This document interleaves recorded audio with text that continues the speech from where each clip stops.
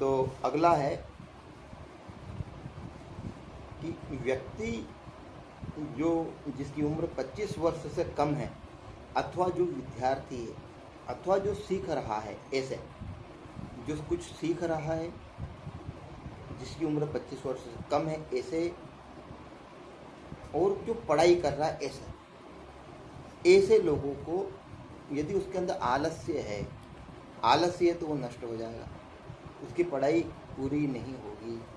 मद और मोह, बहुत ज़्यादा मोह है, बहुत ज़्यादा किसी चीज़ से चिपक रहा है, किसी चीज़ का बहुत ज़्यादा ही शौक है, तो वो लगभग नष्ट प्राय हो जाए। चंचलता नहीं होनी चाहिए, चंचलता उसके अंदर है, एक जगह स्थिर नहीं रहेगा तो विद्यार्जन नहीं करेगा। अभिमान नहीं होना चाहिए, उद्दंडता नहीं होना चाहिए। तो ये श्लोक बड़ा अच्छा है, एक बार देखते हैं, एक बार पढ़ करके। इसमें कहते हैं आलस्यम मद मोहो च चापलम गोष्ठी रेव च, गोष्ठी करने वाला, लोगों के झुंड में रहने वाला, समूह में विचरने वाला, जबरदस्ती नेतागिरी करने वाला, इसमें एक भाव यह भी है, ऐसा भी, ये भी इसमें भाव सम्मिलित है। आलस्य मद मोहो च चापलम गोष्ठी रेव च, और बैठक करने वाला ऐसा। स्तब्धता चाभिमान नित्यम तथा त्यागी मेरेव च, एते वे सप्तदोषा स्यु सदा विद्यार्थिनां मता। ये जो 7 दोष है ये विद्यार्थी को त्याग देना चाहिए। जो ग्रुप में घूमना, विद्या अध्ययन नहीं कर रहा है, वो बस नेतागिरी कर रहा है। आलस्य, मद, मोह, चंचलता, गोष्ठी, उद्दंडता, अभिमान और लोभ। अब इसको कैसे समझा जाए? इसको समझने के लिए ऐसा है कि पूर्व काल में राजाओं के पुत्र भी गुरुकुलों में पढ़ने के लिए जाते थे, और ब्राह्मणों के पुत्र भी गुरुकुल में पढ़ने के लिए जाते थे। तो वो सहज ही आलस्य को छोड़ देते थे, काम करना पड़ता था, आलस्य छूट जाता था। मद मोह, बड़े बड़ी बात डींग हाँकना। अब वास्तव में देखा जाए तो महाभारत होने का जो मूल भाव है वो मद और मोह ही है। राजा द्रुपद को मद हो गया अपने राज्य पद का, बोले आ जाना मेरे राज्य में भीख मांगने, तो हम आधा राज्य तुमको दे देंगे। द्रोणाचार्य गाय मांगने के लिए गए और दी नहीं। यहीं से महाभारत की शुरुआत है, युद्ध की शुरुआत यहीं से। मद मोह, चंचलता ही नहीं, एक जगह बैठते ही नहीं है, टिकते ही नहीं है, तो ये भी विद्यार्थी के लिए नुकसानदायक है। गोष्ठी करने वाला, बहुत ज़्यादा मित्र बनाने वाला, वो भी नुकसानदायक है।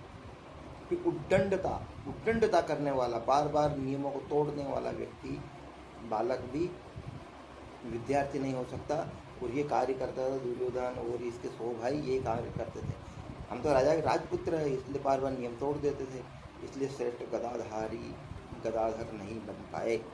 इनको अभिमान था, अभिमान इतना था कि अभिमान के कारण नष्ट हो गए, बाद में छोटे कैसे हो सकते थे, ये हो गए। तो ये जो 7 चीज़ें विद्यार्थियों के लिए त्यज्य है, त्यागने योग्य है, इसीलिए कहा गया है।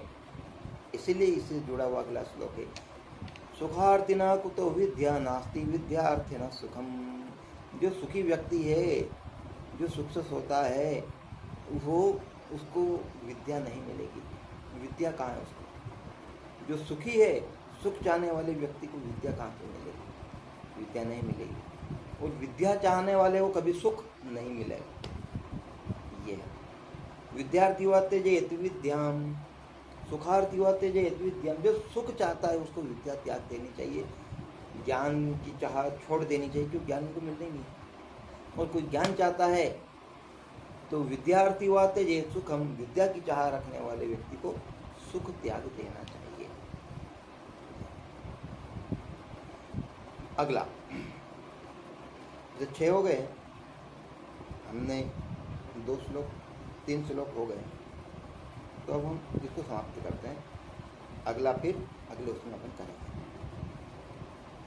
क्योंकि ईंधन की आग प्रारंभ होगा तो ये थोड़ा आगे चलेगा। लोगों को किस प्रकार से समझे, तो इन वीडियो को बार बार देखना पड़ेगा, जा करके समझ में आएगा। तो ये गुण दिख रहा है तो इसका ये परिणाम, ये गुण दिख रहा है तो इसका ये परिणाम। ये चपल है, ये तुरंत बोल देता है, ये सब विदुर जी के द्वारा बताए गए नियम हैं। ठीक है। यू।